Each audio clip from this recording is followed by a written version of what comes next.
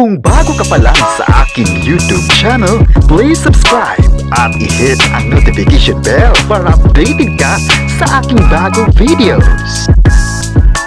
ABS-CBN at GMA Network, marami pang kolaborasyon, kapamilya at kapuso. Excited na nga ba? Ang buong detalye, alamin!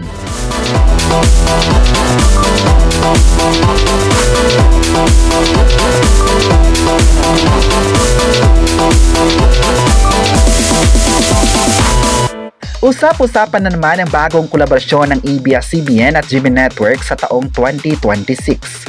Alam natin mga kapresko na maliban sa Pinoy Big Brother ay may usap-usapan pang bagong mga proyekto at negosasyon ang mangyayari sa dalawang sikat na network. Maliban sa Pinoy Big Brother ay marami pang mga negosasyon ang mapapanood ng mga viewers. Diba maalala natin na nagkaroon na sila ng kolaborasyon sa TV shows like sa reality sa noon time program na i-block time nagkaroon ng block time agreement ang It's Showtime sa subsidiary channel yung GTV at maging sa kanilang home network which is the GMA Network na nagkaroon nga ng slot itong It's Showtime. At maliban nga raw dyan ay may mga iba't ibang kolaborasyon pa raw na mangyari sa dalawang network sa taong 2026. Isa sa mga upcoming na collaboration ay ang mga series, movies at maging another reality programs. Alam na natin mga kapresko na yung series nga ay nagkaroon na sila ng first ever collab, yung Unbreak My Heart. At sa movies naman ay nagkaroon na sila ng iba't ibang kolaborasyon which is nagkasama yung mga ABS-CBN artists at GMA para sa isang malaking proyekto ng kapuso at kapamilya. At sa reality programs naman ay nagkaroon na ng kolaborasyon ang dalawang network sa Pinoy Big Brother na naging successful din man ang kanilang pagsasama. Diba? So, nagustuhan ng dalawang network ang success ng kanilang partnership kaya sunod-sunod pa ang mga proyekto ng dalawa. Alam na natin mga kapresko na yung partnership nga ng ABS-CBN at GMA Network ay nagbigay ng positive outlook para sa mga viewers na patuloy pa rin silang magbibigay ng mga contents na kasama nga ito sa kanilang kolaborasyon. Diba? If ever na magtuloy-tuloy pa ang kanilang partnership ay isang malaking pasabog ito para sa mga kapuso at kapamilya fans na patuloy ring nagmamahal sa dalawang network. At may usap-usapan pa nga na magpapahiram pa ang GMA artist ng talent sa ABS-CBN para sa ilang series na inilabas sa Kapamilya Network, kabilang na ang Batang Quiapo at bagong series na posibleng ilalabas sa susunod na taon. Diba?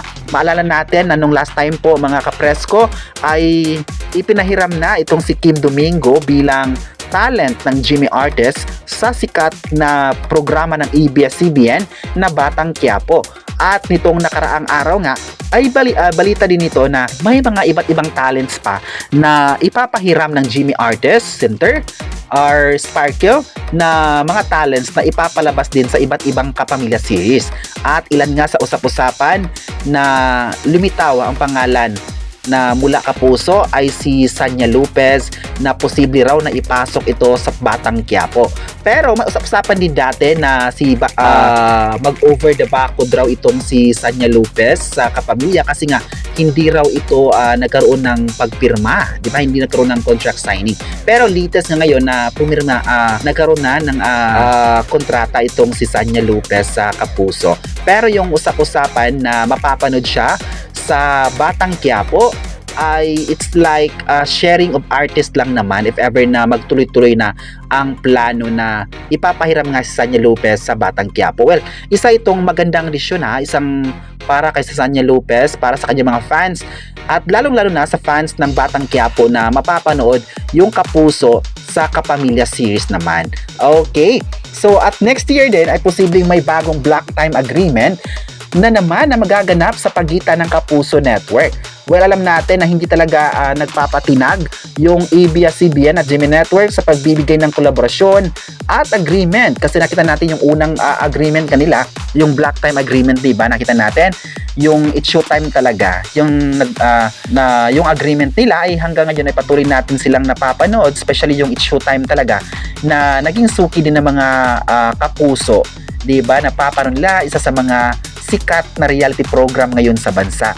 At nagpapasalamat din yung mga fans sa ABS-CBN at GMA Network sa kanilang patuloy na pagbibigay ng contents para sa mga viewers na hanggang ngayon ay patuloy din naman nila itong minahal at patuloy na sinusubaybayan. Diba? Kahit na may mga issues noon na wala na raw kolaborasyon na mangyari between the two network, pero hindi yan totoo kasi nga nakita natin kung gaano mas naging successful ang kanilang mga partnership.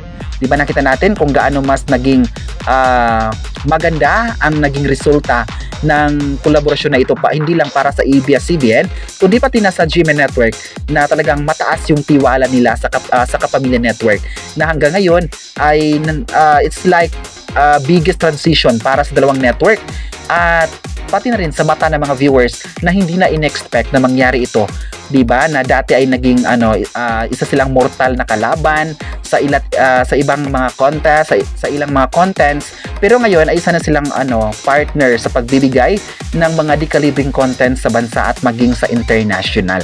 At makita natin na if ever na magkakatunga itong mga agreement na ito, mga series at mga reality programs na gagawin pa ng ABS-CBN GMA Network, ay talagang mas exciting ito para sa mga viewers ng Kapamilya at Kapuso na mapapanood ng mga artists, mapapanood yung mga bagong faces sa mundo ng showbiz, di ba? Kita natin yung syempre yung yung mga talents talaga ng Kapuso ay nabibigyan ng exposure sa Kapamilya kasi nga tayo going back sa topic natin tungkol sa Pinoy Big Brother na kasalukuyang yung like 50% na at 50% din sa Kapamilya from Star Magic at Sparkle Artist na magsama sa isang bahay, di ba?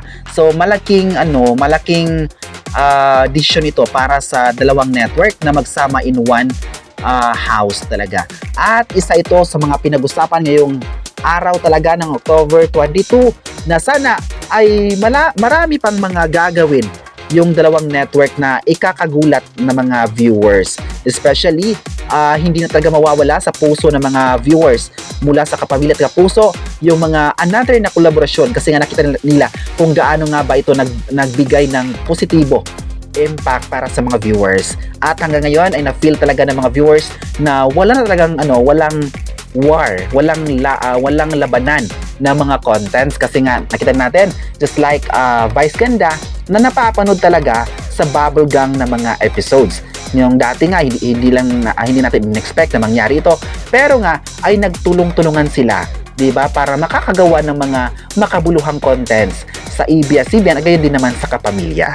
Okay, so isang pasabog talaga ito at hoping po tayo na magkakaroon pa ng another collaboration yung dalawang network which is the ABS-CBN at GMA Network. Kayo, ano ang masabi nyo na marami pa raw mga kolaborasyon na magaganap sa ABS-CBN at GMA Network? I-comment na kung masaya ba kayo sa partnership na ito at huwag kalimutang i-subscribe ang ating YouTube channel.